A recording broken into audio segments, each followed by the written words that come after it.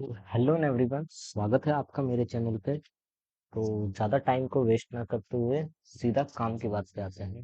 तो JEE advance का form भरते हुए कुछ मेजर डाउट जो आ रहे थे, मैंने इस वीडियो में मैं उन डाउट्स को क्लियर करने की कोशिश करूंगा और कोशिश करूंगा इसके बाद आपको कोई डाउट ना बचे।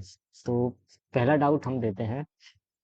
निखिल ने पूछा है कि मैंने 12th 2023 में की थी और जेई मेंस 2023 जब दिया था, तो उसके अंदर मैं जेई एडवांस 2023 में एलिजिबल नहीं हुआ। तो मुझे 2024 का जब मैं फॉर्म फिल कर रहा हूँ उसमें मैं एलिजिबल हूँ, तो मुझे year of first attempt in JEE advanced वो मुझे क्या भरना है। तो देखो, इसके अंदर क्या है, आपसे वो पूछ रहा है कि ईयर ऑफ फर्स्ट अपीयरेंस पूछ रहा था, जो जेई एडवांस का फॉर्म है। तो उसके अंदर जो एक बच्चे ने वो किया, मैसेज किया, तो जेई एडवांस वालों को, तो देखो उन्होंने क्लियरली बताया है कि यहाँ पे 2024 भरना है आपको। लेकिन इसका मतलब ये नहीं है कि आ- आपने यहाँ 2024 भरा तो अब आप अगली बार भी फिर दोबारा से एग्जाम दे पाओगे। आपने 12th 2023 में करी थी, वो आपका एक अटेम्प्ट काउंट होगा। लेकिन ये फर्स्ट अपीयरेंस पूछ रहा है, तो इस वजह से आपको यहाँ 2024 भरना है, क्योंकि आप पिछली बार एलिजिबल ही नहीं थे। तो आपका वो काउंट, मतलब एक्चुअल में तो वो काउंट हुआ है, लेकिन जेई एडवांस वाले है ना, वो उसे कंसिडर नहीं कर रहे हैं फर्स्ट अपीयरेंस में। लेकिन इसका मतलब ये नहीं कि आप दे सकते हो फिर से वो 2025 के अंदर आप वो एग्जाम। तो ये बिल्कुल नहीं है, तो इसका पूरा ध्यान रखना। मैं एक बार फिर से क्लियर कर देता हूँ कि यहाँ पे आप, अगर आप एलिजिबल नहीं थे, इस साल एलिजिबल हुए हो, 2023 में आप एलिजिबल नहीं थे, इस साल अगर एलिजिबल हुए हो, तो आपको 2024 ही भरना है। और इस बात का पूरा ध्यान रखें, आप ये बिल्कुल भी मत सोचना कि मैंने 2024 भरा है तो मेरा फर्स्ट अटेम्प्ट ये होएगा, फिर 2025 में मैं फिर से एग्जाम दे पाऊंगा। ऐसा बिल्कुल भी नहीं है। तो ध्यान रखना, क्योंकि 12th के साथ आप चाहे दो जेई चाहे मत दो, चाहे एलिजिबल हो चाहे मत हो, वो आपका एक माना ही जाएगा। और अब जो दूसरा डाउट है, ओबीसी सर्टिफिकेट आया नहीं तो क्या करें। अगर आपका ओबीसी सर्टिफिकेट नहीं आया तो जेई एडवांस के जो वेबसाइट है, वहां पे आपको डिक्लेरेशन लगा सकते हो। अगर आप ईडब्ल्यूएस से हो, एससी से हो, एसटी से हो, या फिर आप ओबीसी एनसीएल से हो, तो आपको वहाँ डिक्लेरेशन सर्टिफिकेट होगा। तो वहाँ पे आपको नाम भरना है, एड्रेस भरना है, आपका एप्लीकेशन नंबर, फोन नंबर, जो भी डिटेल्स वो मांग रहा है, और सिग्नेचर अपने माता या पिता के। तो वो सिग्नेचर करवा के आप वो लगा के आप भर देना उसके अंदर।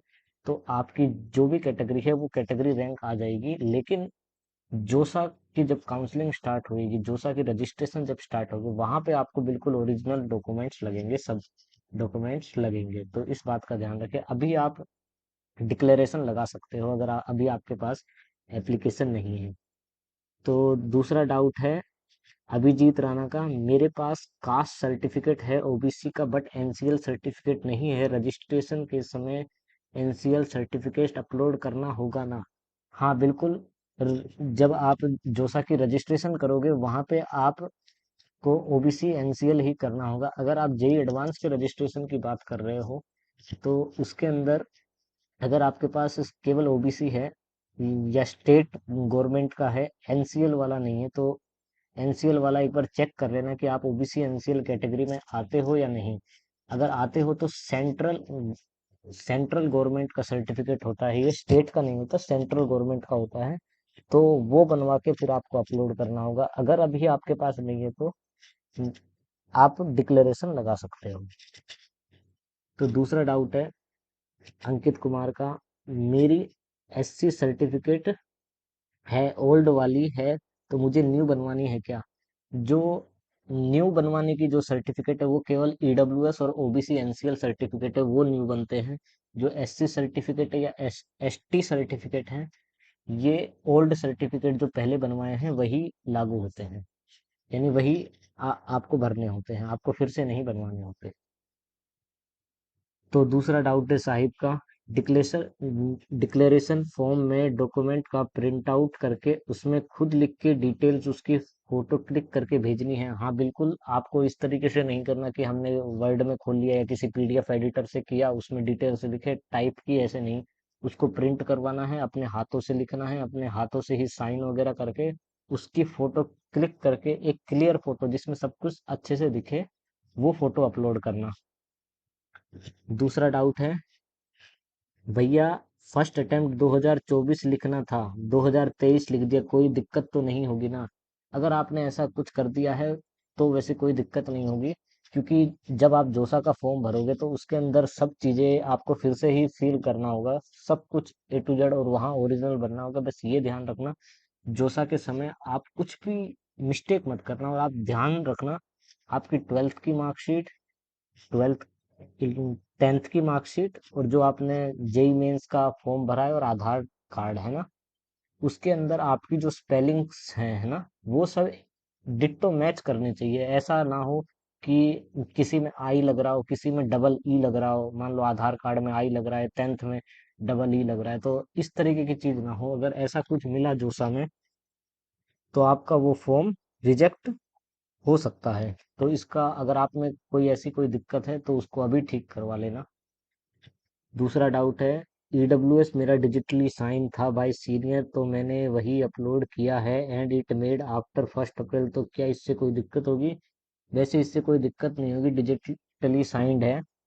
बट एक बार ना उसका जो जेई एडवांस की वेबसाइट पे जो उन्होंने फॉर्मेट दे रखा है, जो उसमें नीचे कुछ कुछ नंबर्स लिखे होते हैं कि जब सेंट्रल गवर्नमेंट के अंडर जब ये आते हैं तो ये इतने इतने कोड, ये पोस्टल कोड, जो भी उसमें कोड्स लिखे होते हैं वो देख लेना। अगर वो उसमें है तो वो चल जाएगा, अगर नहीं है तो अभी के लिए आप डिक्लेरेशन लगा देना और उसको फिर से बनवाना, लेकिन एक बार पहले चेक जरूर कर लेना।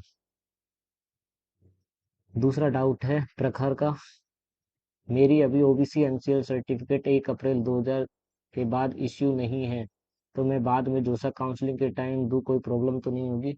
बिल्कुल भी कोई प्रॉब्लम नहीं होगी अगर जोसा के टाइम अगर आप दोगे, लेकिन अभी जेई एडवांस में आप डिक्लेरेशन दे सकते हो। 10th की मार्कशीट बस ओरिजिनल वाली अपलोड करनी है या फिर डिजी लॉकर वाली भी चलेगी? जो अगर जेई एडवांस के अंदर ये मांग रहा है तो जेई एडवांस में आप डिजिटल वाली भी दे सकते हो, लेकिन अच्छा रहेगा कि ओरिजिनल वाली ही दो। लेकिन जब जोसा की जब काउंसलिंग होगी वहां कुछ भी डिजी लॉकर वगैरह कुछ नहीं चलेगा, वहां ओरिजिनल मार्कशीट ही अपलोड करनी होगी। एक डाउट है नेहा का, जेई एडवांस के फॉर्म में ओबीसी सर्टिफिकेट कौन सा लगेगा? जेई एडवांस के फॉर्म में ओबीसी सर्टिफिकेट सेंट्रल गवर्नमेंट का लगेगा, जो ओबीसी एनसीएल कैटेगरी वाला है। दो कैटेगरीज होती हैं, ओबीसी एनसीएल और ओबीसी सीएल। एक होता है नॉन क्रीमी लेयर, एक होता है क्रीमी लेयर, और इसका जो भी क्राइटेरिया है आप एक बार गूगल पे जरूर चेक कर लेना कि आप उसमें लाई करते हो या नहीं। और दूसरा है, जो फॉर्मेट जेई एडवांस वालों ने दिया है वो फिलअप करके वो अपलोड करना होगा या कैफे पर सर्टिफिकेट? आप वैसे वो भी कर सकते हो, लेकिन अच्छा होगा कि जो भी आपके नज़दीकी सीएससी सेंटर हो या फिर कोई कैफे वाले हों जो भरते हैं ये फॉर्म्स, उस पे एक बार कांटेक्ट करके उनसे बनवाना, वो अच्छा रहता है। वैसे चल तो वो भी जाएगा, लेकिन हर गवर्नमेंट का ऐसा रहता है, एक फिक्स्ड फॉर्मेट रहता है, इसी फॉर्मेट में। मान लो कोई हरियाणा से है, और आप भी हरियाणा से हो, तो हरियाणा में किसी ने तो बिल्कुल जो उनका गवर्नमेंट से अप्रूव्ड बनवाया, एक आपने वैसे बनवाया, तो वो उन्हीं को मानते चलते भाई यहाँ पे तो इस तरीके का सर्टिफिकेट है, तो आपने ऐसा क्यों नहीं बनवाया?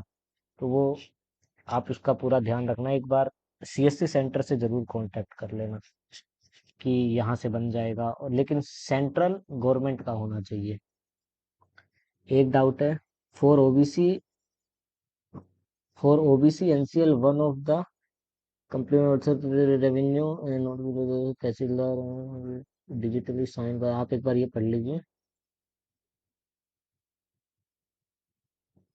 एक बार आप ना इसके अंदर क्या है, एजे भाई जिसने भी ये डाउट पूछा है, एक बार आप ये जरूर चेक कर लेना कि जो उसके अंदर जो भी वो बना है वो उसी फॉर्मेट से मैच करता है कि नहीं, जो भी उसमें वो कोड्स लिखे हैं वो उसके अंदर है या नहीं। अगर वो उसके अंदर है तो वो चल जाएगा, नहीं तो आपको फिर बनवाना ही पड़ेगा। डिजिटली साइंड वर्क नहीं करेगा। तो आपको डिक्लेरेशन लगाना है। अगर डिक्लेरेशन नहीं लगाया तो अगर ये वाला लगा दिया तो वैसे चल तो जाएगा, कोई दिक्कत तो नहीं आएगी, लेकिन जोसा के वक्त दिक्कत आ सकती है इसकी। इंडियन क्वीन का एक डाउट है, कास्ट सर्टिफिकेट अभी तक नहीं आया तो क्या करें? अगर कास्ट सर्टिफिकेट अभी तक नहीं आया तो इसका सीधा है, आप डिक्लेरेशन लगा के जेई एडवांस का एग्जाम दे सकते हो, उससे कोई दिक्कत नहीं आएगी। आप जिस भी कास्ट में हो आपकी वो कैटेगरी रैंक आ जाएगी। तो होप सो मैंने आपके सभी डाउट्स क्लियर कर दिए हैं। अगर फिर भी आपका कोई डाउट रहता है तो इस वीडियो के कमेंट सेक्शन में मुझे जरूर बताएं। मैं पूरी कोशिश करूंगा कि मैं आपका वो डाउट सोल्व कर सकूं। Wish you all the best for JEE advance.